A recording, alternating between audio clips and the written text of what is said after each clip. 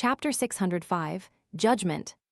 Upon hearing J.M. Sparrow, Darkwill's first reaction was to reveal everything about the strange die. He wanted this adventurer, that he had spent huge sums of money on, to grasp the problem at its root so as to effectively ensure his personal safety. But on second thought, he recalled his teacher's exhortations. Believing that the die might very well be a rather important sealed artifact of the life school of thought, he was afraid that the truth would entice him to cause even more negative developments. There are plenty of rumors about adventurers who killed their employers during missions in order to earn greater benefits for themselves. I don't know J.M. Sparrow, and I have no idea what kind of character he has. I need to be cautious. Besides, the die had automatically rolled a 2. The situation isn't at its worst and most despair-inducing. I can still wait for a chance. Darkwill hesitated for a few seconds and finally decided to talk about superficial matters while avoiding the key points. He subconsciously dodged J.M. Sparrow's seemingly calm eyes. "It's this. My teacher and I belong to a secret organization. I'm escaping because a traitor has appeared internally. They grasp the pathway related to fate and can make themselves sufficiently lucky and their target unlucky. I might have been cursed, so I was unlucky enough to be struck by lightning." After the explanation, he forcefully hid the nervousness in his heart and awaited J.M. Sparrow's reply. Will he believe me? This kind of adventurer with rich experience and strength is likely hard to deceive. If he were to discover that I'm lying, he will likely sink me into the ocean.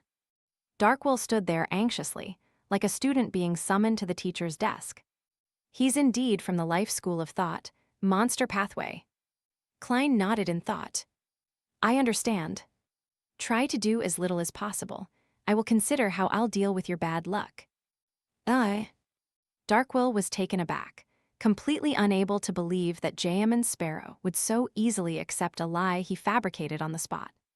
He forced a smile and quickly expressed his gratitude.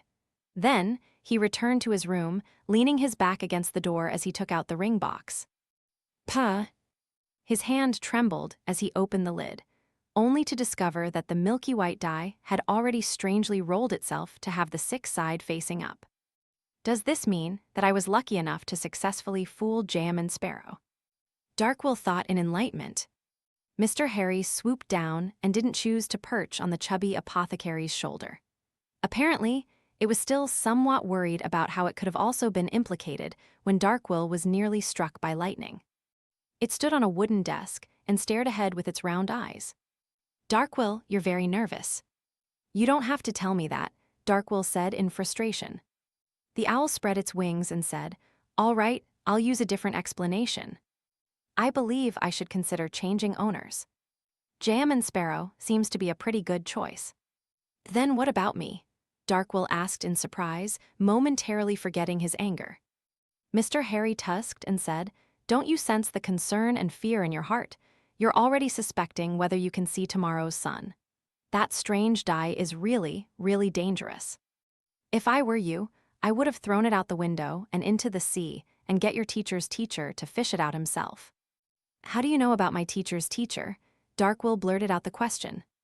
Mr. Harry proudly lifted its head and said, "Don't doubt an owl's vision." Darkwill fell into thought and didn't faze himself with its answer. "No, that won't work. Throwing the die into the sea wouldn't resolve all my problems. According to Old Man, even if it's buried out at sea, any powerful person will be able to find it in days. That will mean that I'll really lose it. Silly bird. You lack general knowledge in mysticism, and you don't know how some important sealed artifacts are just like the most popular prostitutes in Red Theater. They'll always be able to attract hungry men." "Including you," Harry calmly replied. "As for the problem of being lacking in general knowledge in mysticism, I believe a famous quote can explain it. Emperor Roselle once said that if a child doesn't receive a good education, then it's the father's fault. This sentence can also be used to describe problems between a pet and its owner. All right, Darkwill, regardless, I believe you need to discuss the die with J.M. Sparrow. Otherwise, there will only be greater danger." "Let me wait and see a little longer. Perhaps it will be fixed at 6, Darkwill said with some hesitation. He sat on the edge of the bed before lying down. At this moment, the storm that had been howling had gradually calmed down. The sky began to turn calm as the liner blew its horn, indicating that it was setting sail. Inside the first-class cabin's living room, Klein looked out the window and saw blurry rainbows that appeared after the rain. Yet, his heart wasn't calm. He wasn't too afraid of enemies. Out at sea, apart from the four kings and the official demigods, or the pirate admirals who appeared with their fleet, there were very few matters that could threaten him, who had creeping hunger and several mystical items. Even if the ship was sunk, he was able to escape thanks to the many charms he had from the sea god domain. But luck was something he really had no confidence in. It wasn't within the limits of his abilities, nor could he think of a way to handle it. Although my title is the King of Yellow and Black who wields good luck, that was modified from the luck enhancement ritual. And the luck enhancement ritual clearly wasn't to allow people to get out of bad luck. Darkwill's matter is quite difficult to handle. I can only invest more effort into keeping a close eye on his situation. I'll immediately rescue him if something unlucky that can cause death happens. Let's hope that we can last for these few days until we arrived at Oravi Island. His seniors should be able to help him change his luck. Klein rubbed his temples, but he didn't show any abnormalities. Darkwill, who had been too nervous the previous night, fell into a deep sleep without realizing it. After a while, his stomach's growling informed him that it was time for lunch. He tried hard to open his eyes, but he felt as though an invisible person was pressing down on him, making it impossible for him to move.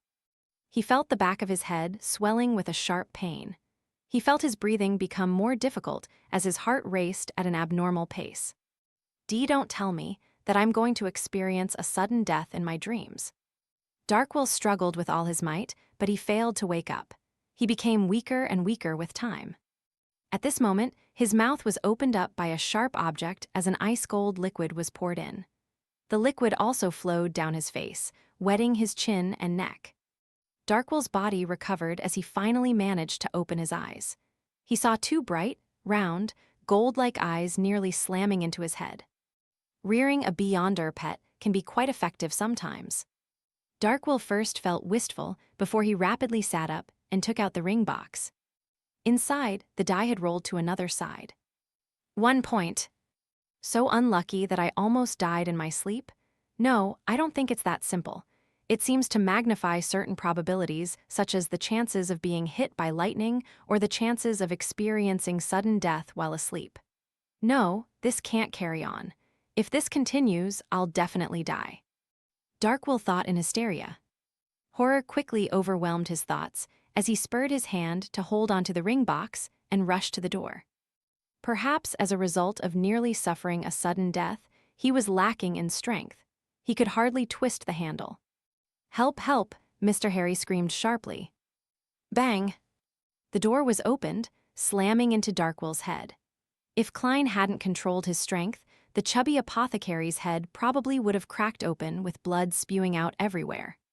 Without even rubbing his bruise, Darkwill frantically shouted, "It's this! It's this! It's this die that gives me bad luck. When it's at 1 point, I'll fail at everything I do." He had already decided to inform Jamin Sparrow of the whole truth, and he looked forward to the powerful adventurer giving him some effective suggestions. He didn't eliminate the possibility of him killing him out of greed, but he had weighed the matter. If he had to make a choice, he definitely chose the one which wasn't as terrible.